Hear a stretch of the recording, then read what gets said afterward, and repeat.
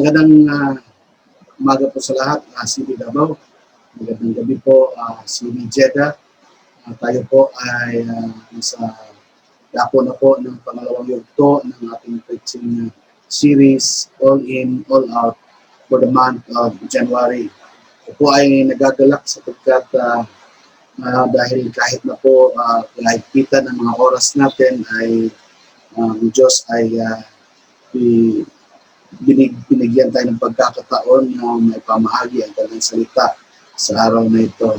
And before we start, let us pray. Father God, Lord, we are so thankful. We are so grateful.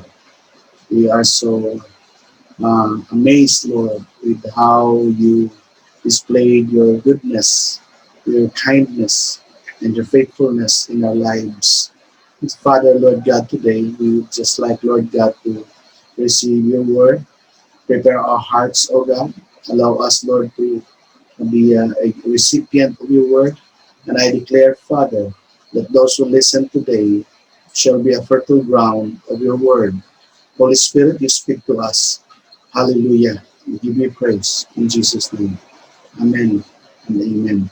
Welcome to our second installment of our preaching series, All In, All Out, for the January series. Actually, this theme will be the theme for the entire year, and you will always hear this shout out of All In, All Out in 2021 because this is our annual theme.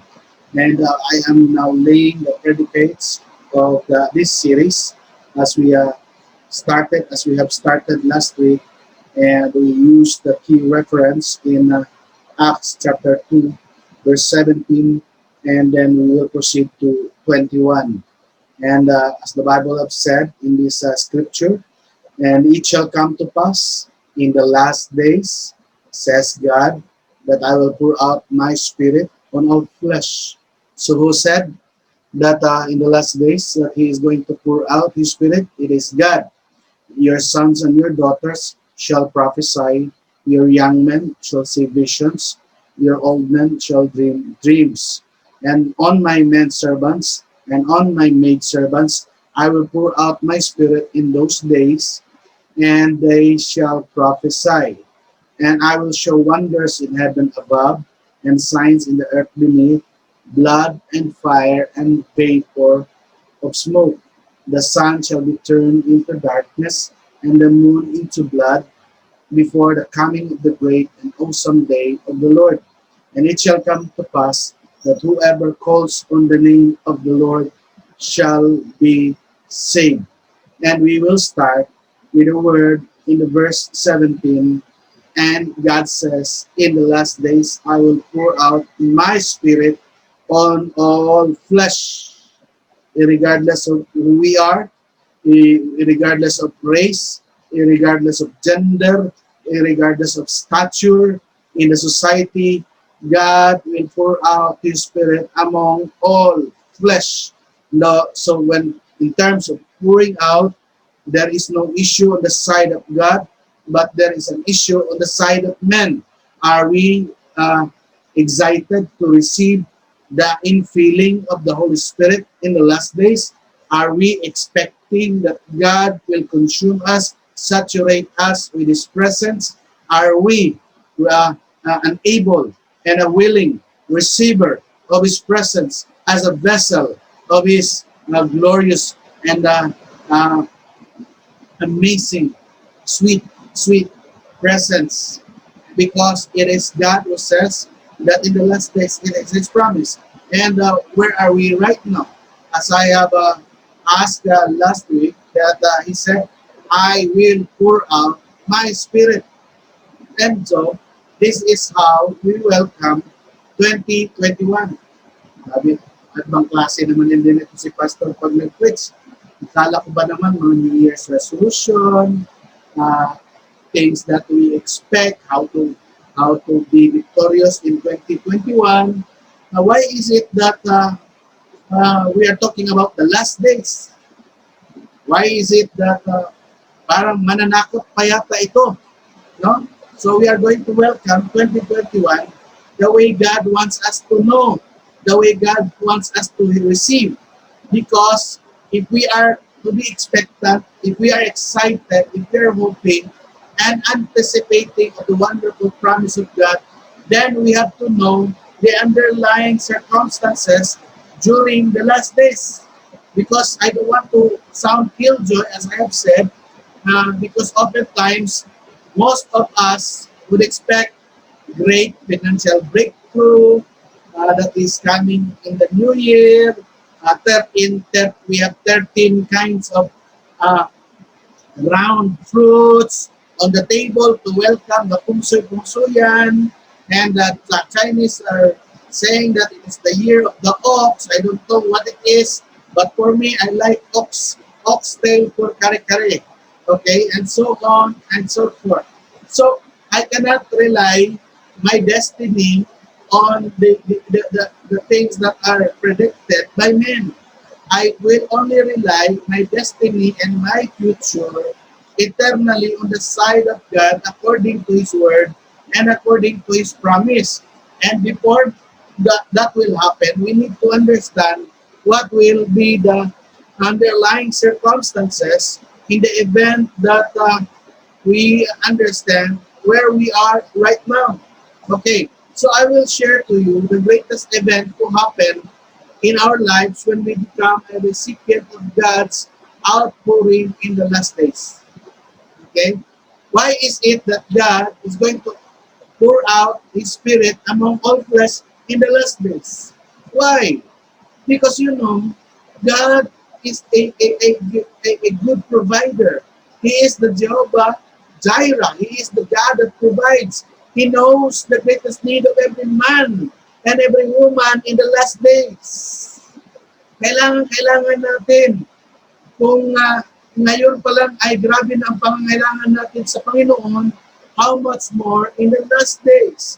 So let me begin, as I have asked you, with the two questions for you to answer in your own mind.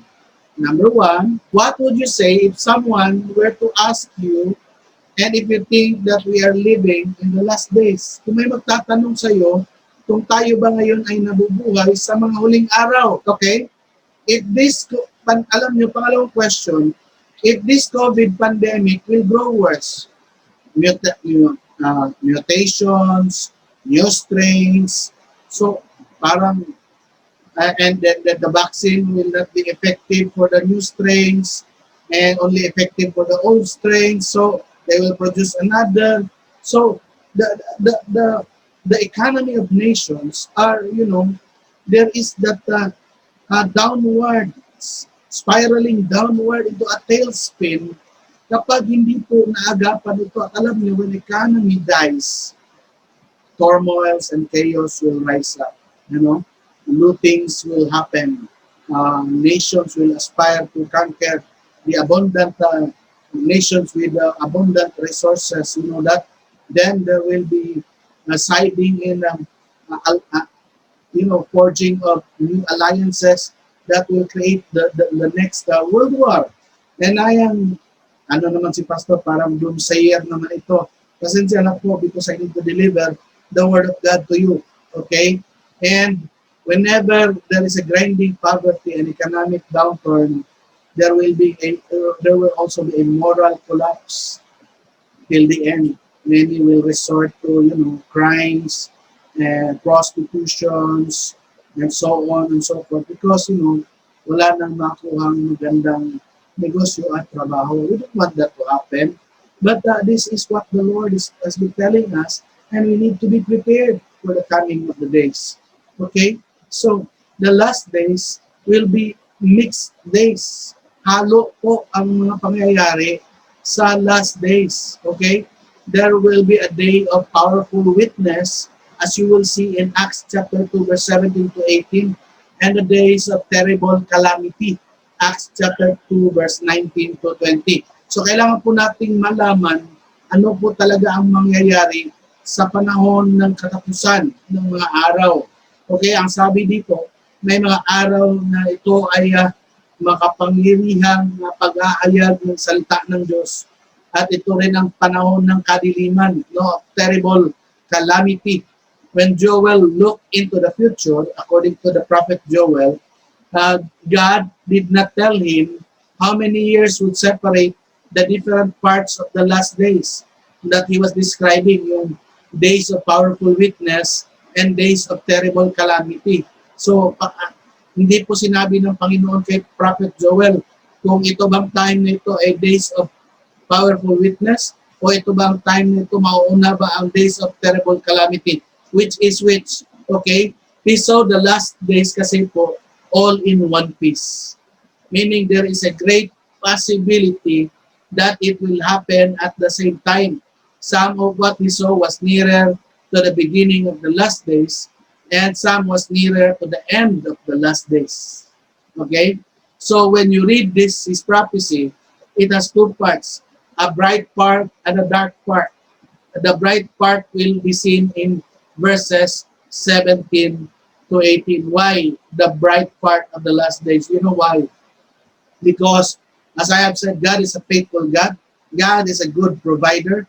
And in our desperate time and desperate need and a desperate hour of the human race, God is going to pour out His Spirit among all flesh. And your sons and your daughters shall prophesy. Your young men shall see visions. Your old men shall dream dreams. Yes, and on my maidservants and my menservants, in those days I will pour out my Spirit, and they shall prophesy. Okay? In other words, Joel says that one feature of the last days will be the outpouring of the Spirit on people of every kind. Chinese, Russians, Afghanistans, Arabians, Filipino, Thailander, Malaysians, Americans, Canadians, Australians, and so on and so forth. Men and women, young and old, and low, high and low, God's people. What I have been saying, hindi po lahat ng tao. He is saying for His people. Okay? Because only His people will receive it. God will pour it to anyone, to everyone, but those who will respond shall enjoy and shall be clothed with power, and they will receive the dunamis power from on high. And the main effect of this power ay alam nyo, we will become bold, we will become prophetic in our speech, and believers of all kinds are going to be so gripped by the Spirit of God that they see the greatness of Jesus and the purpose of Jesus with extraordinary charity, and it speak with extraordinary boldness. Alam nyo po, kung tayo po ay makakatanggap sa matinding pagbuhos ng banal na Espiritu sa kanyang sangkatauhan, mararanasan po natin ang kakaibang tapang.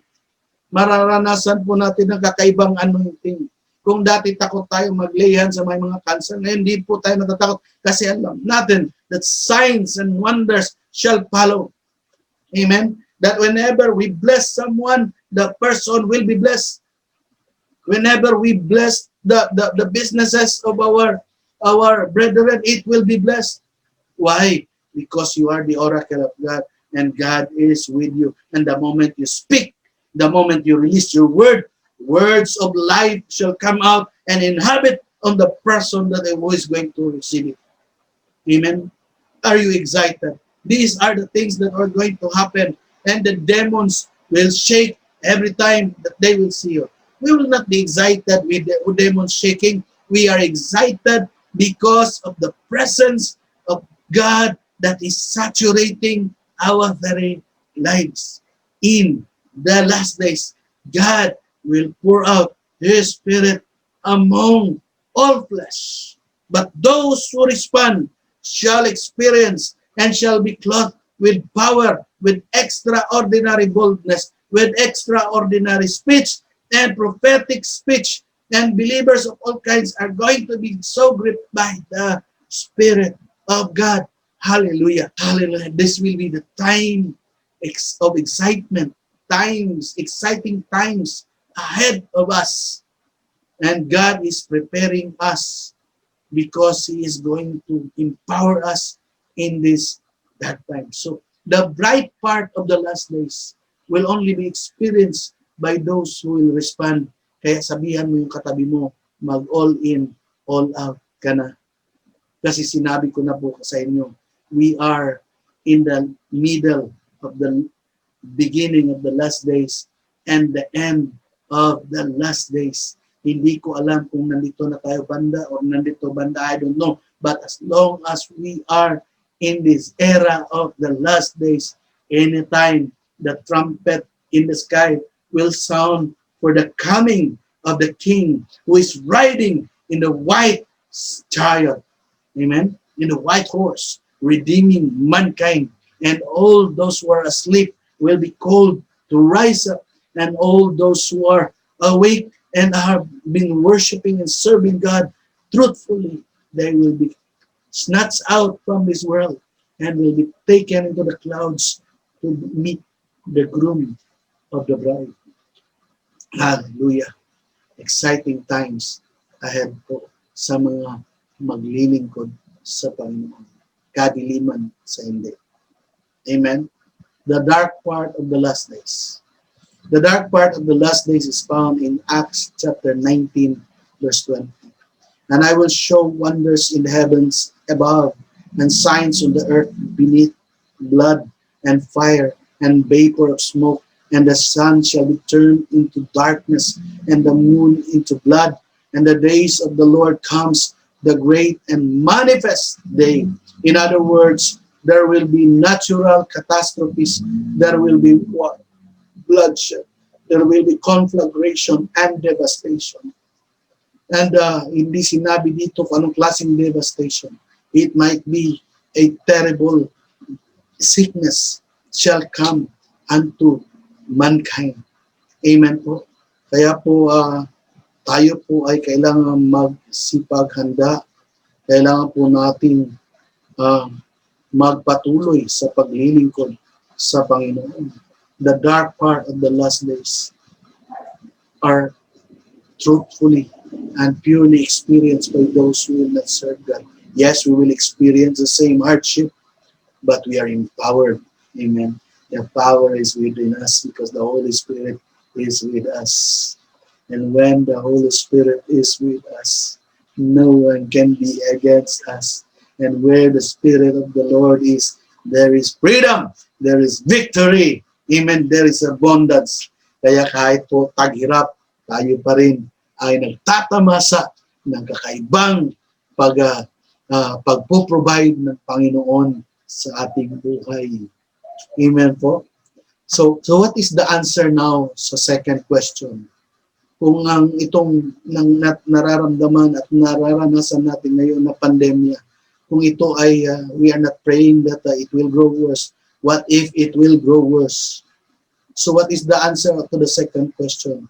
Ito bang nararanasan natin ay instead na mag-cause ng spiritual awakening or lalo pong bumagsak ang ating pananampalataya? Dalawa lang po ang ating pagpipilian nitong last days.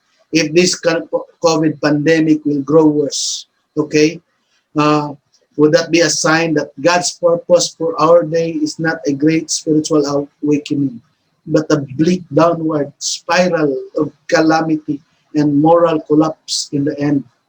Maraming nababackslide. Mamili po tayo. Tayo ba yung magbabackslide o tayo yung mag-all in, all out? Okay? Dalawa lang po. Wala po neutral ground dito. Kung ikaw gusto mo na maranasan at matamasa mo ang ibang pagkilos ng Panginoon, all in, all out po tayo. Okay? So, the true church, alam niyo po kasi, ang totoong simbahan ng Panginoong Jesucristo ay magigising at mabubuhay. At sila ay punong-puno ng extraordinary passion, extraordinary zeal, kakaibang kalakasan, kakaibang pag-aalab ng puso, and prophetic power. You will release words of life. You will release words of knowledge. You will release words of wisdom unto that person. Right during these terrible illnesses, famines, and war, when these terrible things are happening in our surroundings, God will empower you. Isn't that exciting? Kung ang iba ay nararamdaman ng paghirap, God is going to empower you. We are They're going to be the light among the Gentiles so that we bring salvation to the ends of the earth. Okay? We are the flaming end time church of Christ. And I'm praying that this church, this community, together with other flaming end time churches in the whole world, ay tayo ay makikilahok sa kilusan ng kaharian ng Diyos at hindi tayo mapapang-iwanan. And we are going to take part in our assignment in the Great Commission and welcome the King. So kasama po tayo sa welcoming party. Tayo po yung mga nagre-respond sa kanyang tawag nito mga huling araw. The flaming end-time Church of Christ will finish the Great Commission and welcome the King. Alam niyo bakit? While many will become cold in their service to the Lord, but not all. But not all. Kasama tayo doon. Tayo, instead na lumalamig, ay umaalab, and this the flaming, nagliliyab na end-time church. Cross Borders is an end-time church. We believe that the second coming of Christ will happen. And we believe that's why we are preparing. Though we are not so meticulous as we have to say that we need to scrutinize what will happen. Yes, we are going to do that in the School of Ministry perhaps. But what is more important is now are we responding to His call all in, all out. Tayo. Kasama tayo. Amen. Sabihan mo yung katabi mo, kasama tayong lalaho sa all in, all out na ito, kapatid. Amen. Okay. So this is now your time, Cross Borders. Not tomorrow, not next year. Just when the coming of Jesus Christ is a surprise, we need to step up. We need to step out from our comfort zone. All in, all out tayo. This is now your time, Cross Borders, no, to rise as a flaming church in the last days. To rise as a Christian that is ablaze by the power of the Holy Ghost. And I'm praying right now as I release this word, receive God's anointing. Receive God's empowerment unto your life. Amen. In the last days, He's going to pour out His Spirit at isa ka sa makakatanggap nito, kapatid. All in, all out po tayo. Let's pray. Father God, we are so grateful because You have chosen us and appointed us to bear fruit, and the fruit shall remain. You have chosen us, Lord God. You have poured out Your Spirit, and here we are, Father. We are, Lord, willing, committing our lives to take part into Your great movement of mobilization of churches, Lord, to advance Your kingdom here on earth in the last days, Father. Many will become cold, but not all. Kami po yung isa sa mga magre-respond. Kami po yung isa sa mga sasagot. Kami po yung isa sa lalahok, Panginoon, ng Iyong mga pwersa, Lord, ng liwanag upang, Lord, gumapang, Lord, advancing, Father, Your kingdom and occupying, Father, territories, nations, Father, and lives. In Jesus' name, Father, You release Your anointing as we prepare, Lord God, for the 2021, all in, all out. In Jesus' name. The Lord bless you and keep you. The Lord makes His face to shine upon you. And the Lord turn His face and give you peace, but now and forever. And the people of God will say, Amen and Amen. Magandang gabi, magandang umaga, magandang araw sa lahat. God bless you to the ends of the earth. Hallelujah.